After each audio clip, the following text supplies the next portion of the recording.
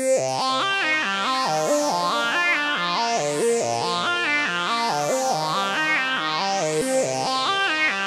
guys, Aaron Garza coming to you from Body Designer TV, Mr. Body Designer on the YouTube channel, bodydesignertv.com, our website, soon to come. And we're going to start with a little question and answer today for all of you guys out there in the real world of changing your body, trying to design the perfect body. We've gotten some emails, and I'm going to go ahead and do my best to answer them. Like I said, we're going to sift through all this stuff and find the stuff that's really pertinent and things that you've never heard before to help you design your best body. The first question I get is from Brian. He says, every time I train legs, I find myself getting dizzy and nauseated. I don't understand it. I eat a good protein and carbohydrate-based meal at least 1.5 hours before I go to the gym. And sometime, for some reason, during the middle of the workout, I start to feel really nauseated and I want to kind of vomit. What can I do?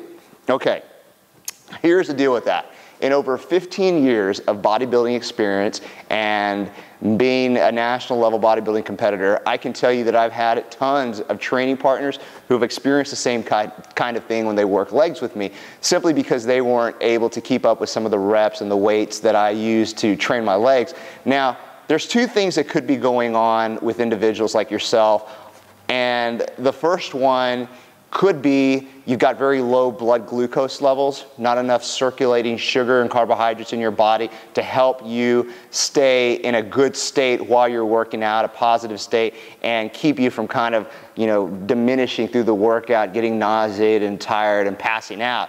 But I don't think that is the situation in your case, because from your email you told me you're eating a really dense protein and carbohydrate meal exactly 1.5 hours before you train. So your blood glucose levels should be fine. However, what I suspect is happening, and anybody out there who has problems with getting nauseated and getting dizzy and feeling nasty during a heavy weight leg training session, the reason for that is something called the anaerobic metabolism. What happens is when you're working a muscle really hard, that muscle is going to let out certain types of acids into the bloodstream and other byproducts.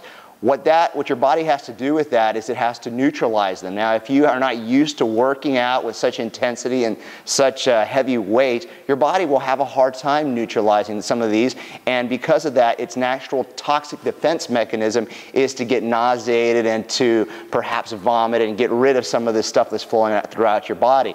So that is what I suspect is happening. Now, there's an interesting way that you can address that, and an old powerlifting buddy of mine taught me this trick.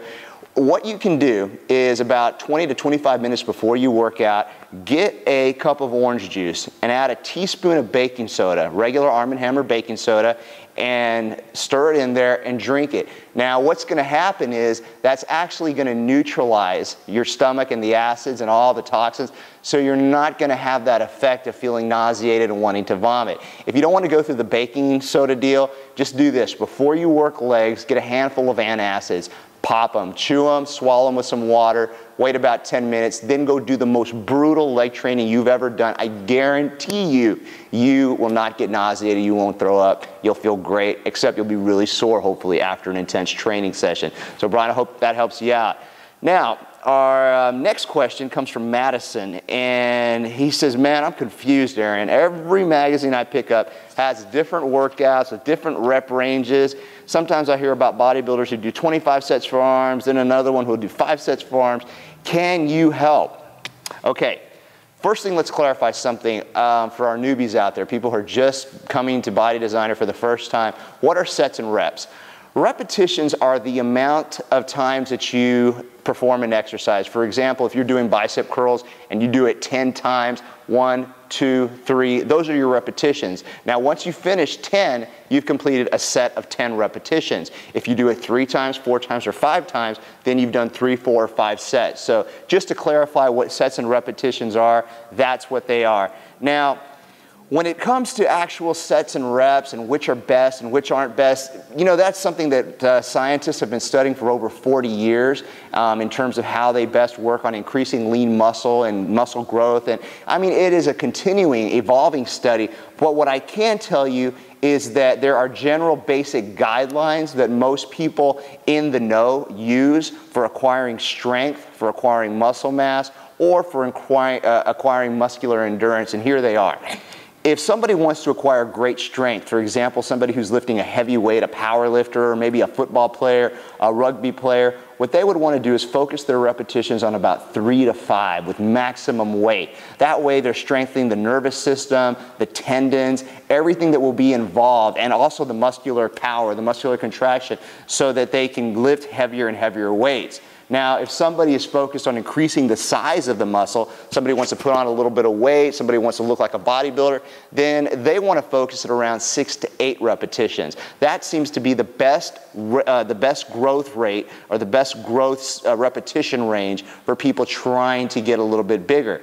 Now, anything from 12 to 15 reps and on will only help with muscular endurance. It'll actually help you do more reps in the gym. It'll help you do reps longer. It'll help you work out longer.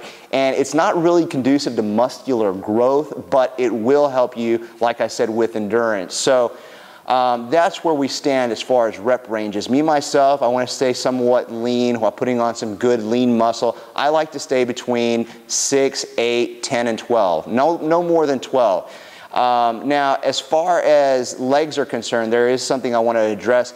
When you work legs, try to keep your reps high. You see, the legs have a different type of fiber, and because these fibers are used so much by the body in walking and doing things, lifting yourself up and down, the legs seem to only respond to really, really high repetitions with heavy weight. Most pros you'll talk to in bodybuilding and fitness will tell you that 15 to 18, even 20 reps of a heavy weight will give them the most growth and the most muscle maturity, so keep that in mind.